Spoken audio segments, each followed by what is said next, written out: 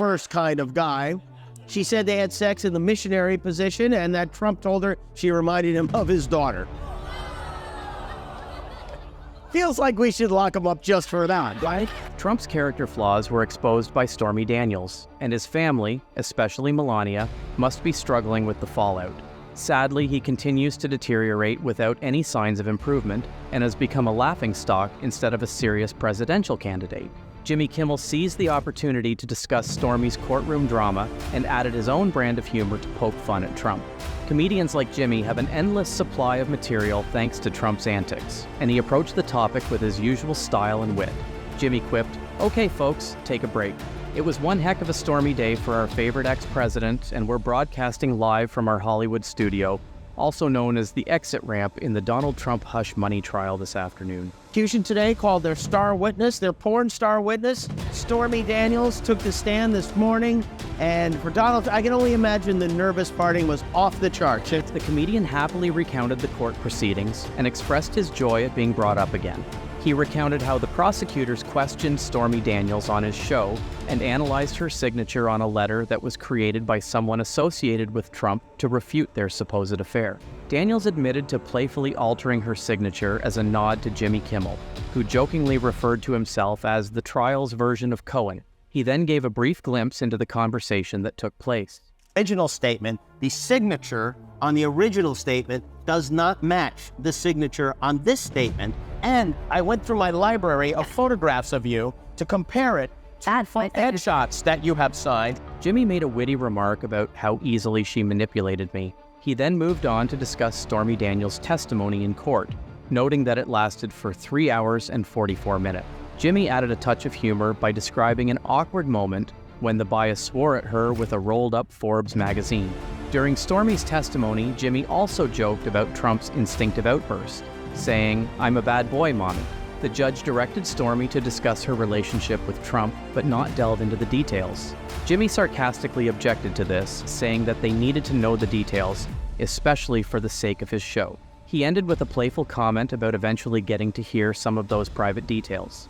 Stormy said their encounter was brief and that Trump did not wear a condom, which is not surprising. He also stared directly into an eclipse. Not exactly a safety first kind of guy.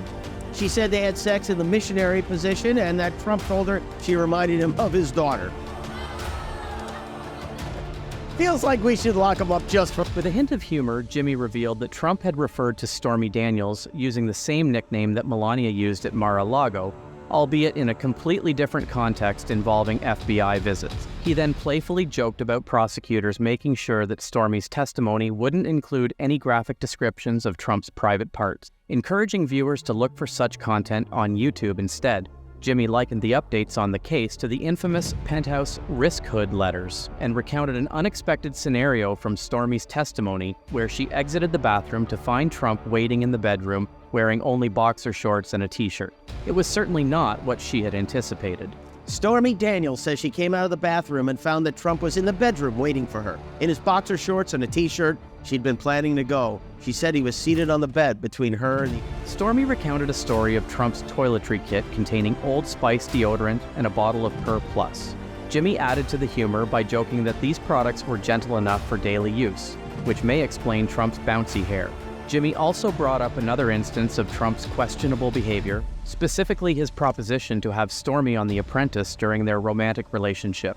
Stormy expressed concern about potentially being eliminated in the first episode, to which Trump offered insider information about the challenges.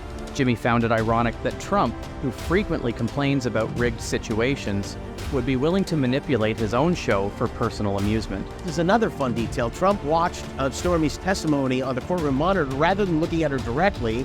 It was odd, because especially when he was looking at the monitor, he tried to fast forward to the sex scenes. And that Trump was shaken by Stormy's testimony, as seen during his lunch break when he took to social media to express his frustration in all caps. Trump's lawyers argued that the testimony was unfair and prejudicial, making it difficult for the jury to remain impartial. Jimmy poked fun at Trump's previous blunders, including his complaint about not being allowed to attend Barron's high school graduation when the judge never actually prohibited him from attending. On the day Barron is graduating in Florida, Trump is headlining an event in Minnesota. I guess Dad's not going to make the post-graduation brunch.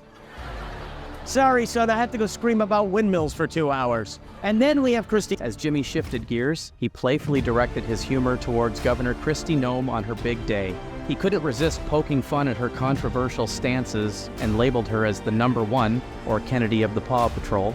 Jimmy even speculated about her chances as a potential running mate for Trump, but humorously suggested that her reputation as a puppy shooter might have hurt her prospect. Despite this, he acknowledged her knack for diverting attention from other scandals. Jimmy then moved on to compare her with Mike Pence and teased about Noem distancing herself from her own autobiography, which he described as the perfect gift for those interested in traditional conservative values or contemplating a career as a serial killer. He even joked about her first book, where she considered sharing her dog shooting saga, but the publishers advised against it due to potential political consequences. Jimmy playfully agreed with the publisher's assessment and finally likened Noem to Cruella de Vil, the infamous antagonist from 101 Dalmatians. He commented on her current media tour, where right-wing news personalities like Eric Bolling of Newsmax are giving her attention, frantically searching for a way to lessen the negative impact of her controversial conduct. Jimmy offered a humorous suggestion that the editor nicknamed a person named Phil Dendron as a member of the Biden crime family. I've also written a couple of books, and I know how the process works. You write some chapters. You don't write the whole book at once. You write a chapter or two.